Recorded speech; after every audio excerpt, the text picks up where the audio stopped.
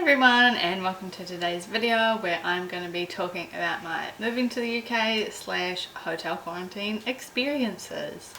So I am currently on day 6 of quarantine, so I've been in New Zealand for 6 days. If you watch my previous little get ready with me sort of update video, you'll know that I have left the UK and have moved over here, which I did sort of last week. It's been something I've sort of been preparing for since December of last year, and I thought I'd just do a video to sort of talk about everything. I don't know how interesting this will be, but I don't know, it's kind of a very unique experience moving, you know, country. I mean, halfway across the world to begin with, but then also in the middle of a pandemic and then having to come into a proper like set up quarantine. So to give a bit of a brief overview, I booked my MIQ tickets and my flights in December last year for February this year, which was the soonest I could possibly get because there's about a 3-month waiting period for these MIQ vouchers.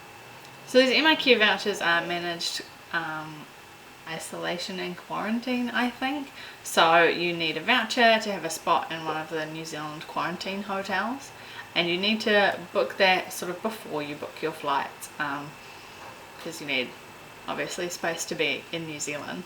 So we booked our MIQ and we booked our flights with Singapore Airlines, who it was a real sort of up and down emotional roller coaster with them over the past few months. We decided to go with them because they were fairly cheap. My partner had flown with them before and they were really good. And at that time, I think we had the choices of Qatar, Emirates, Singapore Airlines and Cathay Pacific. I'd heard some kind of iffy things about Cathay, so I didn't want to fly with them. We flew with Qatar on the way to the UK, so we're sort of thinking of them, and I think Emirates was slightly more expensive, so we weren't really too keen on that. So then in January, just after Christmas, Singapore Airlines announced that they wouldn't be flying people from the UK into Singapore at all, and so a lot of people had to book new flights and organise everything about that. It was super stressful because it was a month until we were about to leave pretty much, and they were saying that no one was going to be allowed into the country.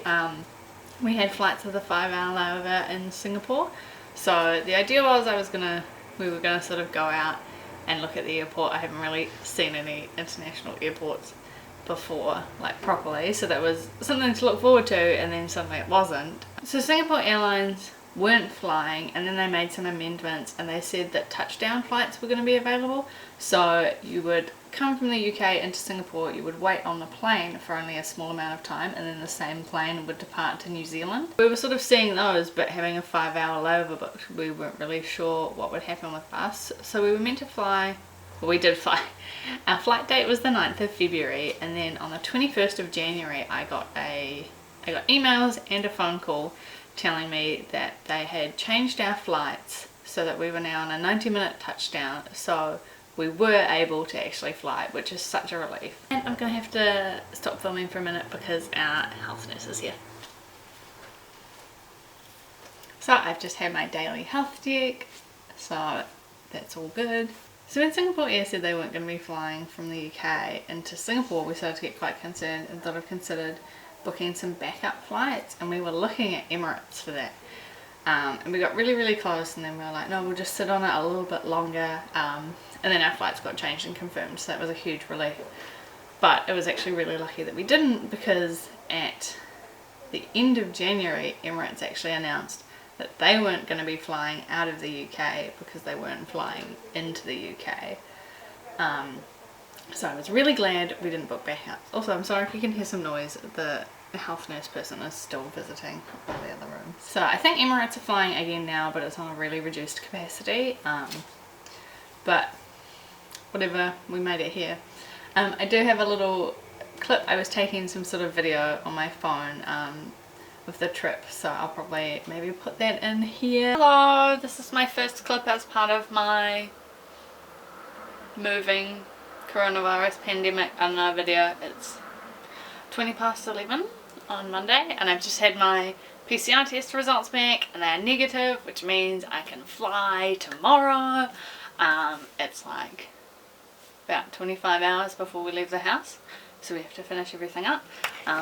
I've packed my big suitcase and I'm just finishing off my carry-on, so it's very exciting.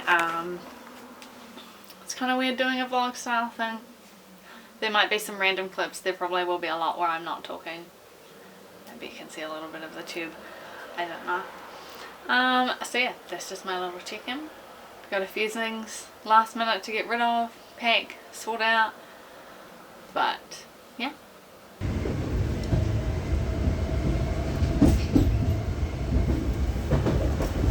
The next station is Governor's Green. Please mind the gap between the train and the platform.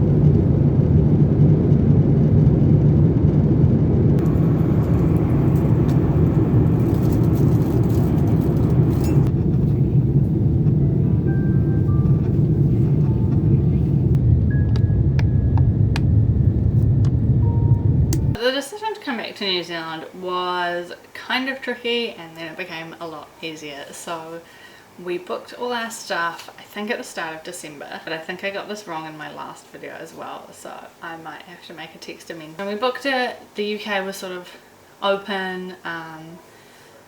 The idea was, oh, if we book it for now and everything goes bad, then we can easily get home, but we made sure to book everything so that it was really easy to move, so that the flights and MIQ vouchers can be cancelled really easily, and our flights was a no fee sort of rearrangement, so that was really good.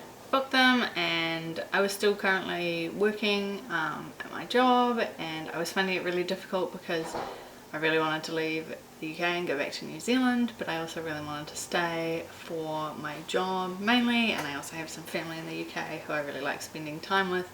But because we had sort of landed in the UK and then immediately gone into lockdown, we didn't have any friends here, except one other Kiwi we got put in touch with, so some friends. So yeah, we had no friends really. We sort of knew our area, but we didn't really get to know it. We hadn't really done anything in London. Like, when we first moved there, we didn't really have any spare money to do any touristy things. So I think I saw Big Ben up close for the first time January of this year. So we really didn't feel like we'd settled here, and also my partner was an actor and he had a couple of things at the very start of the pandemic. He had a couple of sort of temp jobs throughout the lockdowns, but other than that there was no work. Obviously the theatres are closed, there's not that much filming, it's kind of difficult to get in, especially at the moment with everything. I was also really missing working on film sets because I do also work in film. And I think there were 3 shoots over the year that I was signed up to be in, and every single one sort of lined up with the start of a lockdown. A really hard decision, But then London got placed into tier 4 just before Christmas. I was sat back at home on furlough, not doing the job, which I really loved, and I knew I wasn't going to be able to get back there for months, and everything in the UK seemed to really be snowballing and getting a lot worse. We're like, okay, we'll just move back to New Zealand where we have friends and we have family and we sort of know the area and it's a bit more safe and secure. Only from COVID, but just from like a citizenship point of view, you know, we can access everything here, like income support and stuff. I can in the UK as well, but my partner can't, so it just made sense to move back here. We were also coming to the end of our tenancy agreement and we were going to have to be moving house anyway. We didn't have to move house, but we weren't going to stay in the flat that we were in, so we already had to move, and I don't know, it just made sense to come back here. And now being here, I'm really glad that we made the move. So preparing was pretty hectic. We sort of had a month where we made a whole list of everything we had to do and then slowly chipped away at it. Things like I had to quit my job, I had to cancel all of the utilities companies, which all had completely different dates we could stop them on. Like some were 30 days from the end of your tenancy, some were a bit earlier. One of them, I think I had to cancel it on the 3rd of February for the 15th, which just seemed way too short. We'd also accumulated a bit more stuff since being in the UK, so we decided to ship some boxes back to New Zealand. Those are hopefully currently on a cargo ship coming over, but I'm not too sure where in transit they are. We sent them the first going on to the 2nd week of Jan, so I think it was about the 8th. So hopefully they'll be on their way. I know there's a bit of a backlog, so it might be another 2 months before we get any of our stuff, which is kind of sad because it's got our TV and PlayStation 4, and I'd really like to have those things. So we just got the normal ticket to Singapore. So the baggage is 1 suitcase, a carry-on item to be stored in the overhead locker, and then a personal item. So I had a suitcase, and then I had a big sort of duffel bag, and then I also had my camera bag, which is quite big and I can shove a lot of things into. Some issues with my baggage weight, which I was kind of, the limit is 30 kgs, and I was like, surely I'm probably about that. Like, we have everything packed, everything was obviously already shipped over to New Zealand, so we had to take everything that was left. And in my test pack I did really well, and I seemed to pack everything in my suitcase and have nothing really in my duffel bag, so I thought it'd be really easy, but it was not. We arrived at Heathrow I think about 5 hours before our flight. We really wanted to get out of our flat and also just like start moving and be in the airport. We'd heard there were sometimes up to 3-hour waits at Heathrow for sort of checking in and security and everything, so we wanted to be extra safe. So shortly after we got there, decided to weigh my bags. My suitcase, which was meant to be 30 kgs, was actually 38 kgs. So we had to do some switching around. My partner's suitcase was only 24 kgs, so I'm very blessed and I was able to put some in their suitcase. And I also had a shuffle and I put some more in my carry-on. My duffel bag for the overhead locker was a little over 10 kgs and my personal item was I think 6 or 7, so I had way too much luggage, and it also explained why I struggled so hard. You also see in my little video that the wheel of my suitcase came off, and I don't know if I recorded it, but the strap from my duffel bag also came off, and then when we arrived in our hotel room the zip also broke off, so I have to try and repair those. I do obviously have a sewing kit with me, so I should be able to do that. I got my suitcase down to 34 kgs. I was like, maybe it'll be okay and I can just sort of sneak through on it. We got to check in slightly early actually, because the economy counter hadn't opened up but the business class had, and it was so quiet that we got waved through to go there. So I put my bag on the scales and the flight check-in person was like, I'm sorry, it won't go through on the belt unless it's 32 kgs or under, so you're gonna have to take some stuff out. So we took some stuff out. I had some dresses which I knew particularly were quite heavy, because obviously I had some winter clothes still in the UK.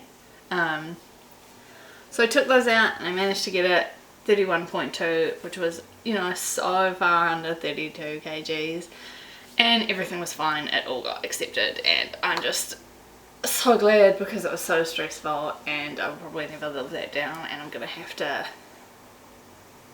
buy scales the next time I pack and be a very stringent packer. I really think the issue was having so many heavyweight winter clothes, but also having to pack summer clothes for New Zealand. Like at the moment I think it's 24 degrees outside, and when we left the UK I think it was about -2. It was snowing on our walk to the tube station, and here it's like bright sunshine. I think I can actually hear lunch arriving.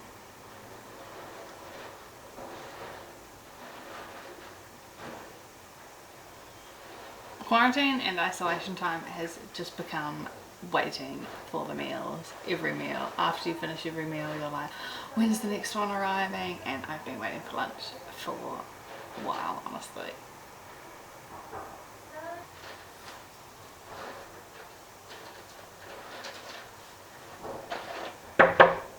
Thank you. Thank you.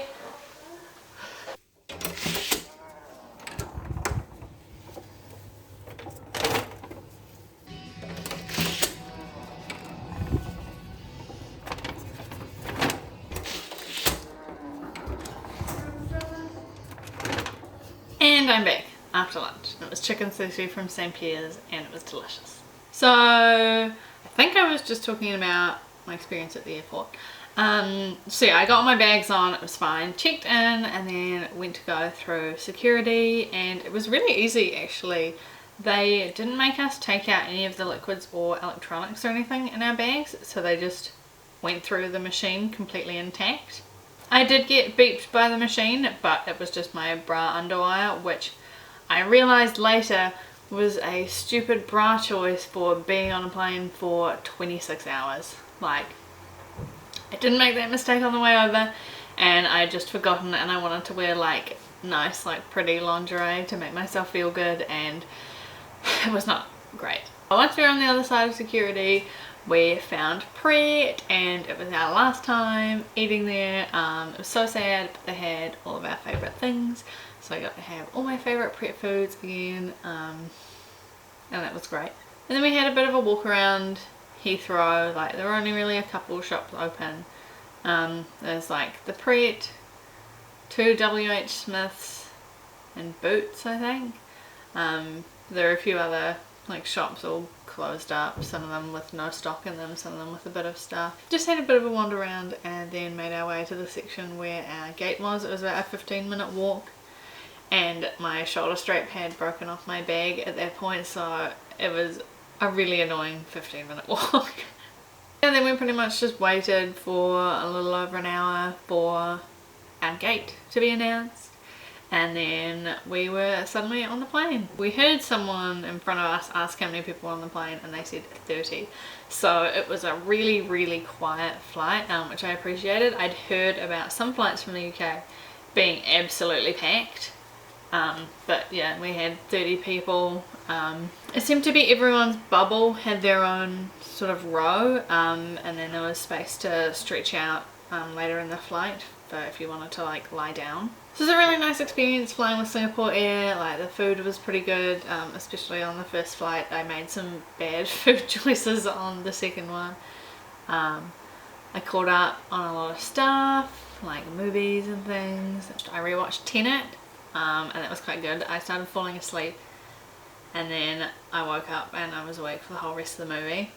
It manages to be both kind of boring and really interesting at the same time, so it's easy to fall asleep to, but hard to fall asleep to, depending what mindset you're in. Blade Runner 2049 again, which I hadn't seen since it came out in cinemas.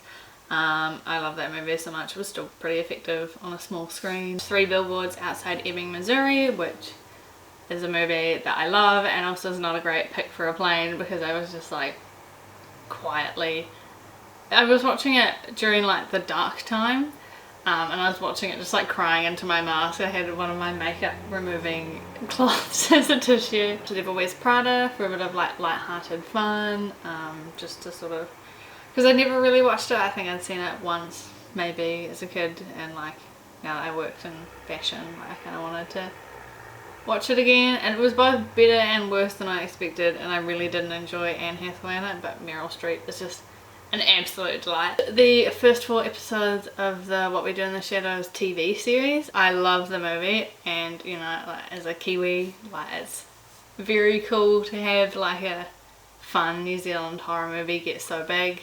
And I was surprised by how much I enjoyed the series, and I'm definitely gonna like get onto it and watch it properly again, because yeah, I found it quite fun, and it did enough stuff that was different to the movie to make it feel like its own thing. A few episodes of The Fresh Prince of Bel-Air, which I didn't actually watch growing up, and that show is like so funny. Like it definitely deserves the reputation it has. I've been watching it while in quarantine as well, just something to put on when the daytime TV isn't cutting it. But the fights were okay. I think they were 12 and 10 hours, something like that.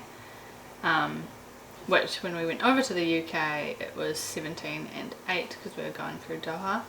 So then we sat on the tarmac for 90 minutes, which is where I watched Devil Wears Prada, and then onto our flight to New Zealand. So it was pretty nice, like really direct, just going Heathrow to Singapore, Singapore to New Zealand. So our flight arrived at 9 AM New Zealand time, and we were probably off the plane through security and everything by 10. I was absolutely swamped because I was wearing my big winter coats on the plane as well, and it was so hot and sweaty, but it's fine. I braved through it.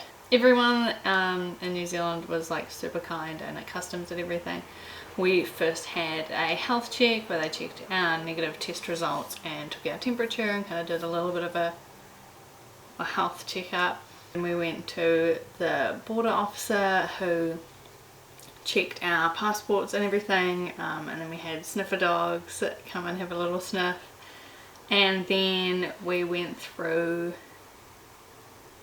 got our bags, went through security and customs, anything we had to declare and that sort of stuff, and then we finally got to wait for our bus. We were placed in Auckland. We're at the Novotel Ibis Auckland Ellerslie MIQ place. I was really glad that we weren't having to travel onward somewhere like Rotorua or Hamilton, because I didn't feel like doing any more travelling.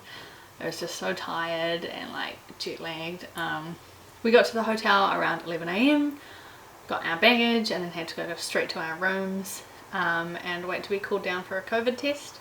So the first COVID test went really smoothly. The one in the UK was a throat and nose swab one, but the tests here are only nose swab, so it's a little bit easier. And we had to stay isolated in our rooms until we got our test back and it was a negative result, and then we got these blue wristbands which say that we've been negative tested and means we can go outside for exercise. At the hotel I'm at now, there are sort of 2 exercise areas. There's like a family area that can be booked, and then there's also an area at the front. Exercise area at the front can be used between 5:30 AM and 10 PM. So I think 5:30 to 7:30 AM is like running and sort of really heavy breathing stuff, and then the rest of the time you can book it for walking or yoga, or you're even allowed to sit outside and read. So I'm really glad.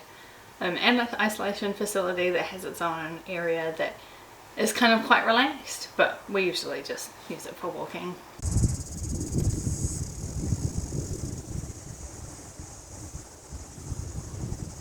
So I do want to speak a little bit about COVID tests. I forgot to earlier.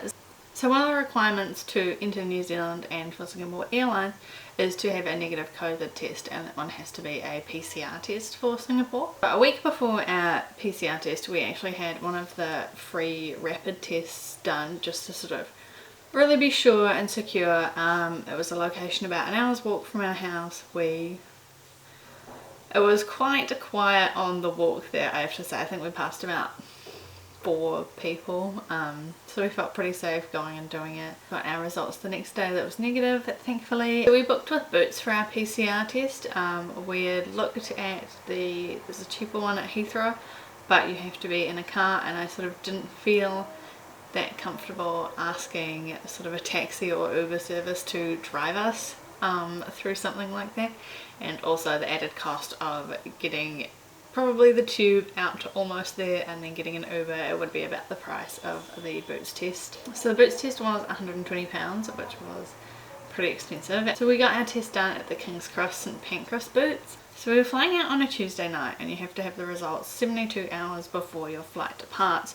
So we had to get it done on a Sunday morning because they wouldn't test sort of late into the evening.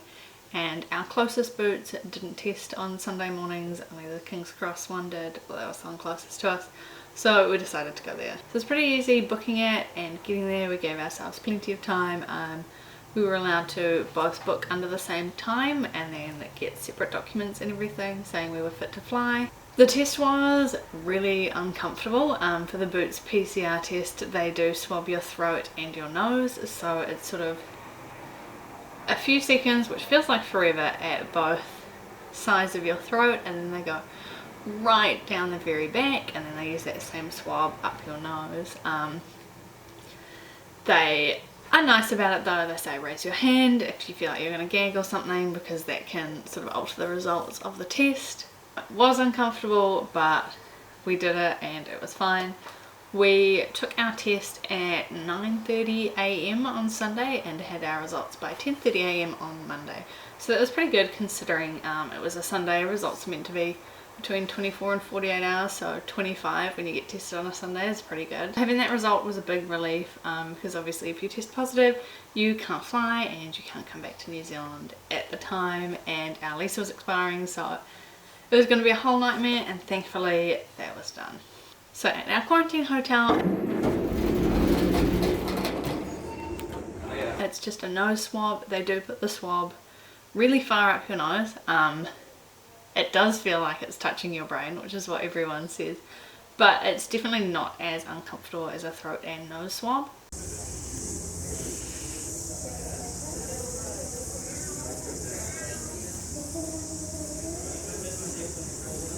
Also, all of the staff at the hotels, whether it be like the health staff or sort of any of the hospital staff, we've got sort of military staff, there's the army and the navy all managing everything, and everyone has been so lovely.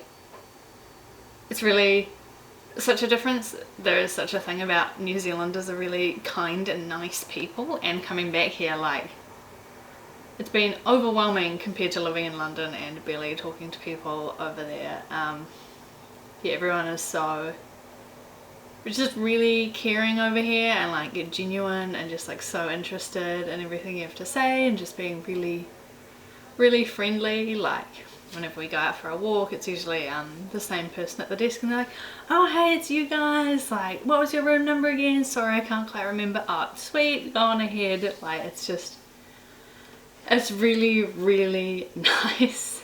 And our hotel experience has been really good as well. So at some point I'll probably tidy up a little bit and then take a little room tour video that I can put in this video, but the room is really small, which we're in.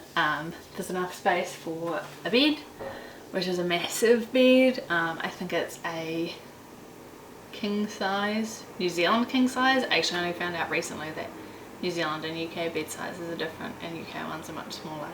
So the bed is enormous and so comfortable. We've got a bed, we've got a little desk table thing which I'm sitting at now. It's got one chair, and then there's sort of a old style like phone seat. There's a seat by a corded phone. There's a mini fridge, there's a wardrobe, and then if you can see that curve there, that is our bathroom. So the bathroom's not huge, but it does have a really big shower, and the water pressure is a lot nicer than we had in the UK, so I'm quite enjoying it. So this is our room. There is me. As you can see, it's pretty small. We kind of have enough space for our luggage. The massive bed that I've been talking about. I sort of have to squish my suitcase in here next to the wardrobe. Got the desk for working at, which does only have one chair, but You can kind of manage sitting on that little seat there.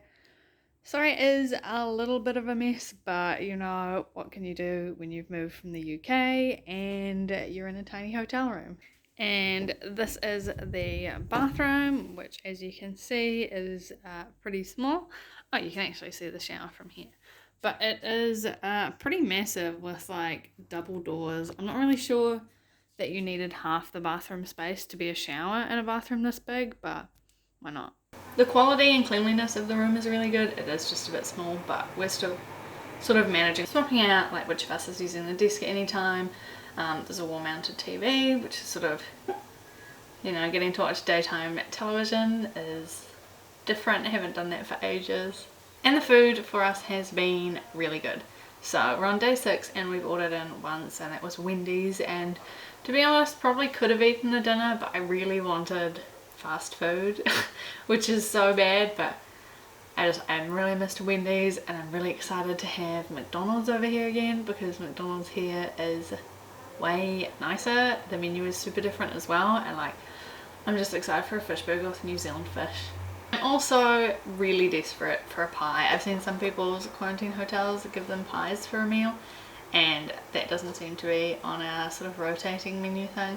There's a petrol station just across the road which I know does pies, and they do deliver from Uber, but the delivery fee is $5, but like I'm staring at them right now. They could just throw it over the fence to us. So we are fenced in when we go for walks. There are 2 fences. There's sort of the one that's always there as part of the hotel fencing, and then there's one about 2 meters on the inside.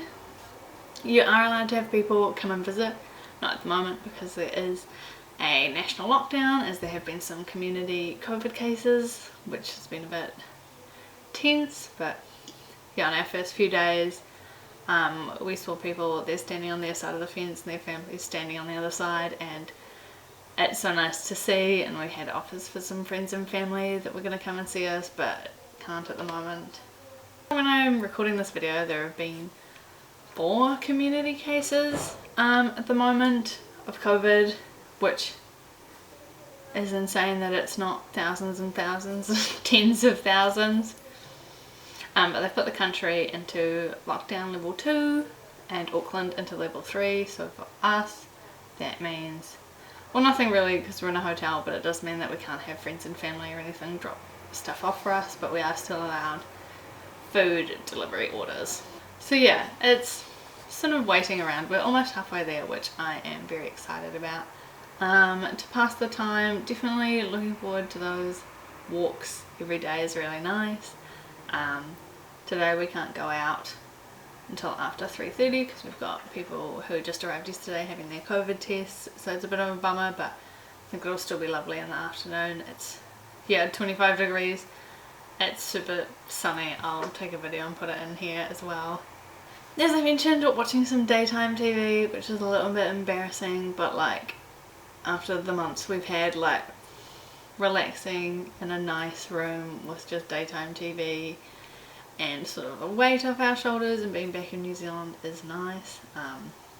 Playing some Stardew Valley and Animal Crossing as well, of course, and applying for jobs as well. So at the moment I'm doing sort of a day of applying for jobs and sorting sofa and a day off, just because I want to rest and enjoy myself. Like, hopefully being back in New Zealand I can start living again, which means I'll probably be busy because I really like to stay busy, and just sort of waiting to hear for jobs and stuff. It's really nice being in the same time zone as friends and family, so we can sort of message them and chat to them during the day. That's, yeah, a really nice feeling. Hopefully I haven't missed anything. I just sort of wanted to cover what I could. I haven't worn makeup for a few days, so I keep looking in the viewfinder. I think I look really nice today. So if there's anything you want to know, then just leave me a comment below and I'll answer. I'll probably make a part 2 sort of follow-up video for like the finishing and getting out of quarantine as well. If you check out my Instagram, I also have a highlights of the quarantine stuff, so you can sort of see what it's like on a day-to-day basis and like how things are different. There's pictures of my meals, sort of what I'm doing. It's not a lot, I can tell you that. So thank you so much for watching this video, and I will see you in the next one. Bye.